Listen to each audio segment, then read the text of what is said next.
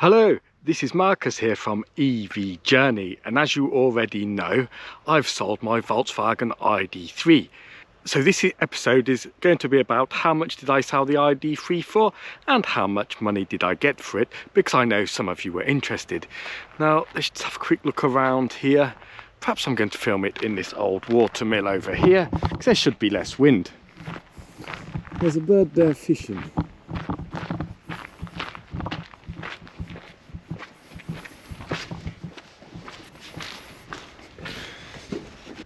So this video is going to be in three parts. The first part's going to be about how I sold the car and why I sold it the way I did. The second part's going to look at how much I paid for the car, how much I sold the car, and how much that car cost me per month. And the third part's going to be about how much I would have spent if it was a petrol car and how much I saved by going electric instead of petrol. So I ordered a Model 3 and the Model 3 still hasn't come, even though it's now March, and I ordered it in January. So about October last year, we started to look for new electric vehicles, and everything was very expensive or it wasn't available. So in December, I did actually have a test drive, a Volkswagen ID3, and it was quite expensive, I think over 57,000 euros. When I was looking at getting that car, even though it wasn't perfect for me, I did ask Volkswagen how much they would give me for my Volkswagen ID3, and they told me 27,000 euros, which is not that much really. So I decided not to sell my car for the ID5, more because I didn't like the ID5. It was just too big for me. It's a big SUV type car. So then in January, Tesla in Portugal dropped the price of the Tesla Model 3 from 55,000 euros to 45,000 euros. And this is for the rear-wheel drive version. And for me, everything ticked the boxes, exactly what my family needed: a bit longer range and a car with a bit quicker charging speed than the Volkswagen ID3. So they dropped the price on Thursday. Then on Sunday I went to the Tesla shop and I ordered the Model 3. So the lady in the Tesla shop, she told me the Tesla would come very quickly, within a week. And I was like, within a week? And this was in January. I need to sell my car. She said, yes, Tesla would buy the car, and we found out that Tesla would give me 27,300 euros for my car, which is actually 300 euros more than what Volkswagen would give me.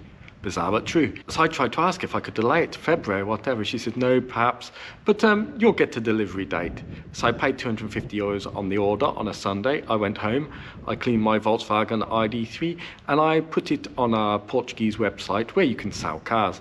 Now on that website, there were about 28 Volkswagen ID3s on there, and a lot of them, they were being sold by second-hand dealers, were more expensive than actually buying a new Volkswagen ID3, and I just don't think they're going to sell the car at that price, even if there's a 12-month wait for Volkswagen ID3. But there were a couple, and there was one very similar to my car, which had the similar mileage, around 40,000 kilometers, which mine had, and was 2 years old, and that was 34,000 euros. So I decided to go 1,000 under him and put 33,000, because in my mind I had to sell it quickly, because I really didn't want to sell it for 27,300. I managed to do all of that on Sunday, put up the photos on the site and everything. At the same time, there's another site in Portugal where you can actually send photos of your car, and then they will actually buy that car from you. So I did those two options. So on Monday and Tuesday, I was getting quite a few people interested in the car for 33,000, but a lot of them already had cars they needed to sell first, which wasn't very good for me. But there was actually one person, I think they were a second-hand dealer, and they actually offered me 30,000 euros for the car, and they could pay in cash straight away. So that was quite good. Now the other site, which buys any car, basically got back to me and said they'd give me 35,500 euros. Well, I don't know if it was a trick. 35,500 euros just seems perfect. So on Tuesday, I went there, showed them the car. They said everything was perfect with the car, and then they had to upload everything and then talk to the managers, because the car was such a high value. I think they normally deal in lower value cars. But anyway, it came back. They said currently there's a lot of Volkswagen ID3s had gone onto the market. And actually, that was true. I think there was like 8 had gone onto the Portuguese market that week. And I think it's because Tesla had lowered its price. Because Tesla had lowered its price, the second-hand market also needed to lower its price. They didn't come back with an offer saying, oh, we'll give give you 30,000 or 32,000.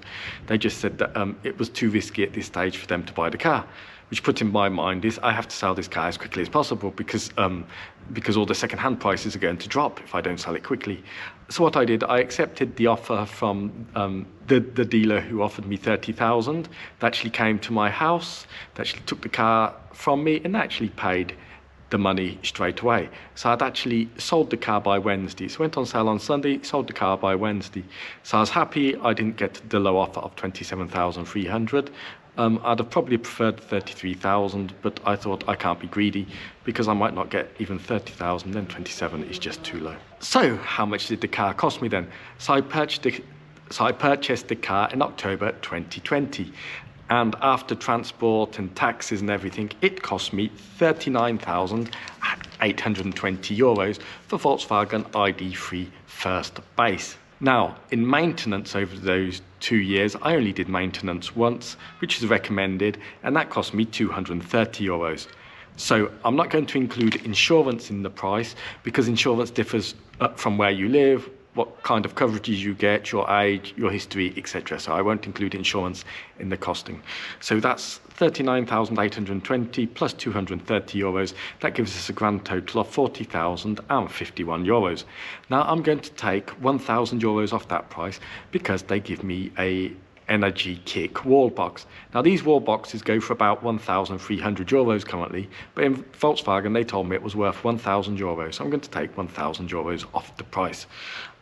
And then Volkswagen give me €600 of free charging, which I used up. So I'm going to take €600 from the price as well. So that's €1,600 I'm going to subtract from the price because obviously I kept the Energy Kick wall box. I didn't give it to the person who was buying my Volkswagen ID3 because it's a gift from Volkswagen. And obviously €600 of free charging, I used it all, so we deduct that from the price. So that gives us a total of €38,451, and I sold the car for €30,000 exactly. So that means it cost me over 28 months €8,451 for the car. So how much does that work out per month? That works out at €301.82. So to me, that car was quite cheap because at the time I remember in Portugal when I purchased the car, they tried to get me into a leasing plan instead. I think the leasing plan was over 3 years. Were limited to I think 10,000 kilometers a year, and I ended up doing over 40,000 kilometers. And then you had to have the car for 3 years, I guess. And that leasing plan was over €500 a month. So because I bought the car in cash, I didn't have any credit, I didn't have any leasing or whatever, it just worked out at basically €302 per month. So I'm very happy with that. It's actually turned out to be what I would consider quite a cheap car, even though it's one of the most expensive cars I've ever purchased. I mean, I probably could have waited and got 33,000, 34,000. We're in March now, I still haven't got my Tesla Model 3, but at the time I didn't know that.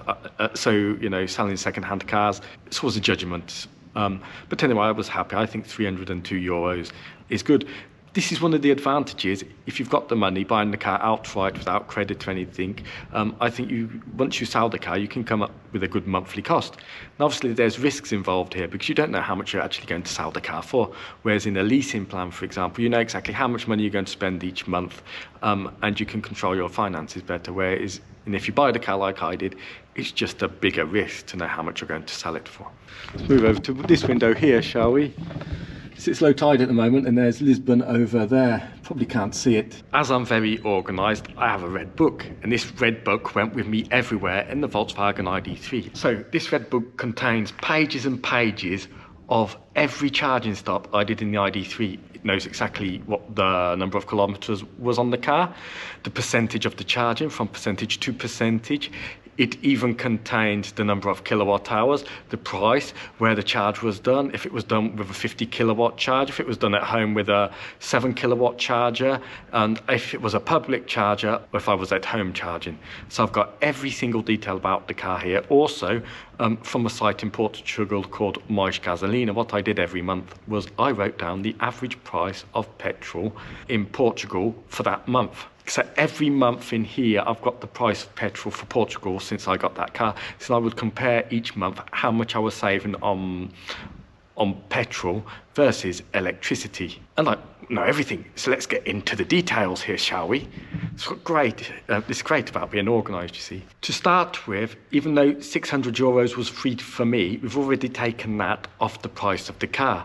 But I know exactly how much each of those charging sessions would have cost if they weren't free. So I've done this like they weren't free, the actual price. And that will give you a better idea anyway of the difference between an electric car and a petrol car. So let's have a look. So the car had exactly 40,323 kilometers on it when I sold it. So surprisingly, I did actually do more public charging than home charging. I think that was because of the €600 card, but I did drive a lot to the Algarve and I did need to use public chargers quite a lot. And at home, I generally don't drive around that much. So it's more of a long distance car. So on public chargers, I spent 4,088 kilowatt hours. And that came to €1,545. So quite a lot of money. That actually worked out at 38 cents per kilowatt hours on public chargers, which is not bad. That would be the average price. Some were more expensive and obviously some were less expensive. On home charging, now I do have solar panels, but it's very hard for me to know exactly how much was solar and how much was from the electricity company. So the electricity company charges me 18 cents per kilowatt hour, and I don't include anything to do with solar, so it's just a pure 18 cents per kilowatt hour, even though actually I probably spent much less than that because I was trying to charge when it was sunny. So at home I used 3,108 kilowatt hours, and that came to €559. So obviously cheaper than public charging. I used to own a Citroen C4 Cactus, which was a petrol car that used petrol 95 octanes, I think, and that did about 6 litres per 100 kilometres is what I found with that car. So I'm comparing this to a petrol car using petrol 95 that uses 6 litres per 100 kilometres. If I'd have spent the same on petrol over that distance, it would have been €4,286. So that's almost the double. The total price for electric, including the public and at home, is €2,104 versus the €4,286 of the petrol car. So that's a saving of €2,182. That works out over 28 months of a €78 saving per month. So that means that my car now, if you compare it to a petrol car, instead of it costing €302 per month, it's now costing me €224 per month. So perhaps this is one of the cheapest cars I've ever owned. It only came to €224 a month, and it was an amazing car, an inexpensive car. So I find that to be very cheap. So a noisy seagull. Just to finish off this last piece of data. So in total, the car used 7,196 kilowatt hours over 40,000 kilometers. That works out at 3.5 miles per kilowatt hour, or in European values, 17.85 kilowatt hours per 100 kilometers, or 5.6 kilometers per kilowatt hour. Now, some of you may think that's slightly high, but honestly, the car mostly did motorway driving. There was some town driving, but it was a lot of motorway driving, so I think that is quite efficient. Please leave your comments below. I'd love to know if you think I sold the car for the right price, or if you think I sold it too cheaply. Obviously, 33,000 was really what I was looking for, but 30,000 is better than 27,000, obviously. Please remember to click subscribe, because I will be getting the Model 3 soon, and I'll do some, I want to do some more charging experiences, more around Spain and more around Portugal, and to show you if the car's a good car or bad car, I don't know. Hopefully it will be good. And let's just finish this off in this beautiful location. Because now it's going to get windy, but let's have a look over there. In the background over there, there's Lisbon, but I think they're too far to see on the GoPro. But there are actually flamingos over there eating in the estuary with Lisbon in the background, but I think it's too far to see. And yes, this is the water mill. Obviously it's low tide at the moment. This is where the water would fill at high tide, and then at low tide the water would come out and it would push these wheels where they would grind flour. So there'd be a wheel here, another one here, another one here. There'd be some mechanism with the water flowing through that would actually be grinding the flour. They should still use that system today, much more ecological, I guess. But anyway, Thank you again for watching. I hope you enjoyed it, and bye.